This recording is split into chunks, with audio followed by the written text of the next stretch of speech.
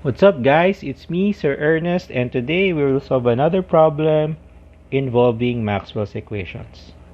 The problem reads, let mu be equal to 3 times 10 to the negative 5 henries per meter, epsilon is equal to 1.2 times 10 to the negative 10 farads per meter, and sigma equals 0 everywhere. If H vector, magnetic field, is given by this equation in amperes per meter, so this is amperes per meter, use Maxwell's equations to obtain the expressions for B, D, E, and beta. Okay, so here we're going to use several equations involving magnetic field and electric field. So let's start with the first one. The first one asks us to calculate B. So in relation to H, B is just equal to mu times H. So this has been defined as the relationship between magnetic field in matter and magnetic field in vacuum, where mu is your permeability of the medium. And we can just multiply mu with H and we'll end up with this equation. This is equal to 2 mu, which is 3 times 10 to the negative 5. So this will be 6 times 10 to the negative 5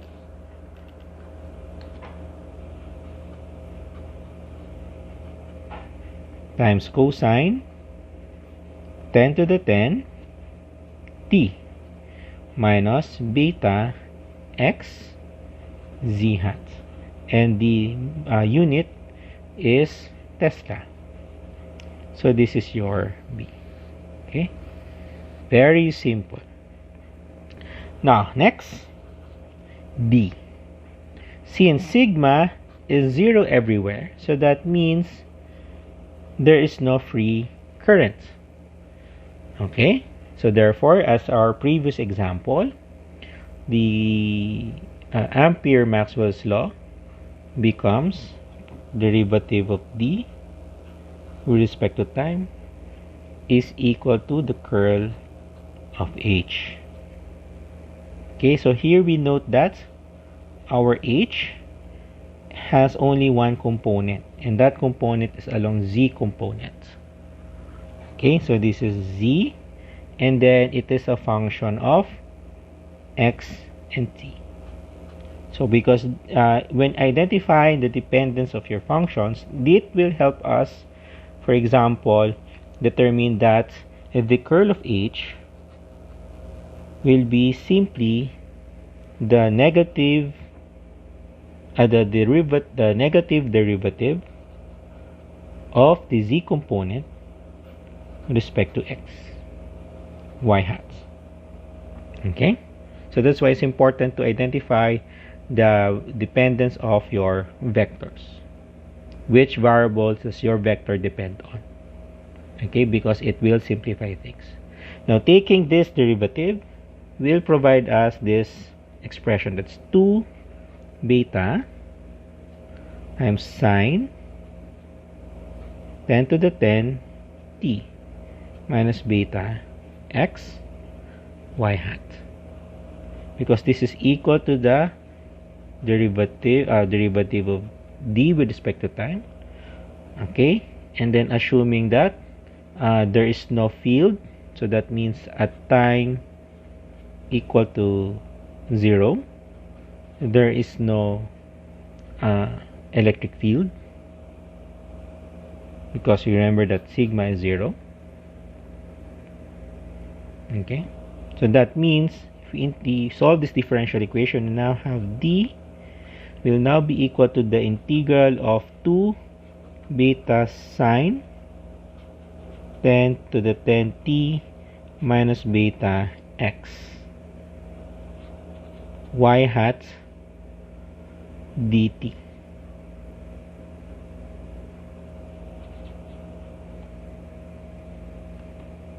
Okay, so that's y hat dt.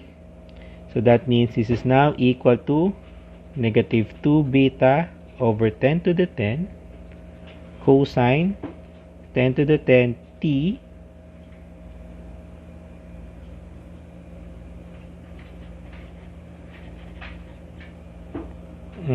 minus beta x y hat, and the unit of the displacement electric displacement D is coulomb per square meter. Now, number 3, the electric field will now be equal to the ratio of the electric displacement D divided by your permittivity. Okay, so because we're already given with your electric displacement D, therefore we can simply substitute the permittivity in the medium, substituting this here, we'll end up with the simple expression that's negative 1.67 beta cosine 10 to the 10 T minus beta x y hat, and the unit of the electric field is volts per meter. And then lastly, number 4, we want to find B. Okay, so what we did here is from H we calculated D, and then from D we calculated E, and then E we can calculate B, and we're going to compare that in this equation based on this relationship. And the equation that we're going to use is Faraday's law, and that is given by the derivative of B with respect to time is equal to the negative of the curl of the electric field. As you will notice that the electric field is along the y direction, and as I mentioned earlier, it's dependent on x and t only. Okay, so this means that the curl will now be equal to the negative derivative.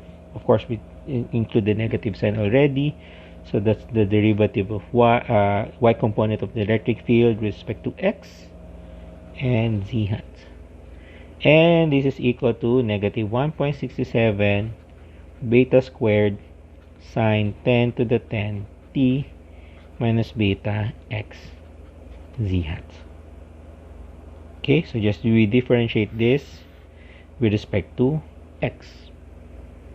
Okay, solving this differential equation, we now have B is now equal to negative integral of 1.67 beta squared sine 10 to the 10 t minus beta x z hat dt.